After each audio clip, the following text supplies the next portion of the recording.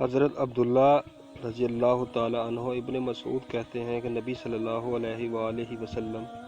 قضائے حاجت کے لیے گئے۔ مجھے حکم دیا کہ میں 3 پتھر آپ صلی اللہ علیہ وآلہ وسلم کے پاس لے آؤں۔ 2 پتھر تو میں نے پائے اور تیسرے کو تلاش کیا مگر نہ پایا، تو میں نے ایک ٹکڑا خشک گوبر کا لے لیا اور وہ آپ صلی اللہ علیہ وآلہ وسلم کے پاس لے آیا۔ آپ نے دونوں پتھروں لے لیے اور گوبر پھینک دیا۔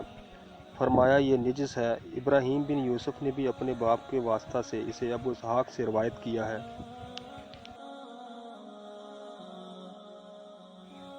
عطا بن یسار ابن عباس رضی اللہ تعالیٰ عنہ کہتے ہیں کہ نبی صلی اللہ علیہ وآلہ وسلم نے وضو میں ہر اعضاء کو ایک ایک مرتبہ دھویا۔ عباد بن تیم عبداللہ بن زید رضی اللہ تعالیٰ عنہ سے روایت ہے کہ نبی صلی اللہ علیہ وآلہ وسلم نے وضو فرمایا اور ہر عضو کو 2 مرتبہ دھویا۔ حمران حضرت عثمان رضی اللہ تعالیٰ عنہ کے آزاد کردہ غلام سے روایت ہے، انہوں نے حضرت عثمان بن عفان رضی اللہ تعالیٰ عنہ کو دیکھا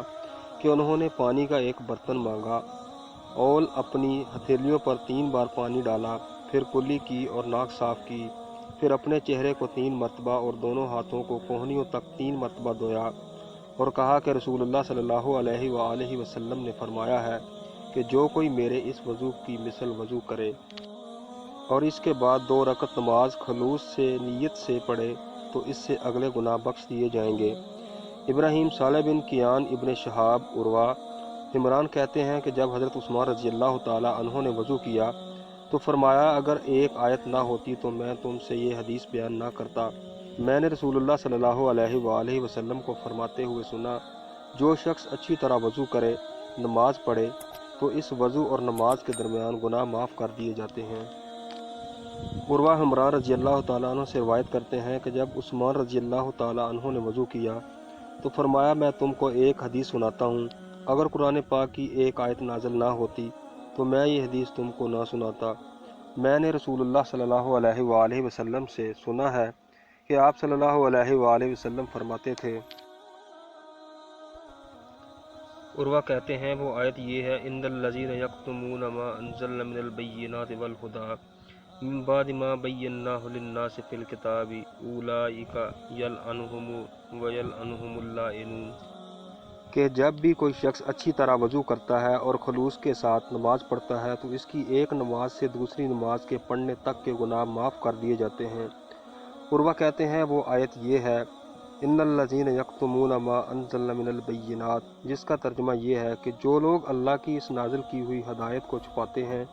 جو اس نے لوگوں کے لیے اپنی کتاب میں بیان کی ہے، ان پر اللہ کی لعنت ہے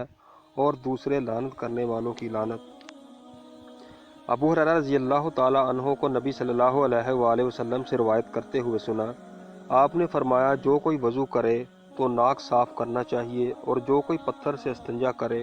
تو چاہیے کہ طاق پتھروں سے استنجا کرے۔ حضرت ابو ہریرہ رضی اللہ تعالیٰ عنہ سے روایت ہے کہ رسول اللہ صلی اللہ علیہ وآلہ وسلم نے فرمایا جب کوئی وضو کرے تو چاہیے کہ وہ اپنی ناک میں پانی ڈالے پھر اس کو صاف کرے، اور جو کوئی پتھر سے استنجا کرے تو چاہیے کہ طاق پتھروں سے کرے، اور جب نیند سے بیدار ہو تو اپنے ہاتھ کو وضو کے پانی میں ڈالنے سے پہلے دھو لے، اس وجہ سے کہ تم میں سے کوئی یہ نہیں جانتا کہ رات کا اس کا ہاتھ کہاں رہا ہے۔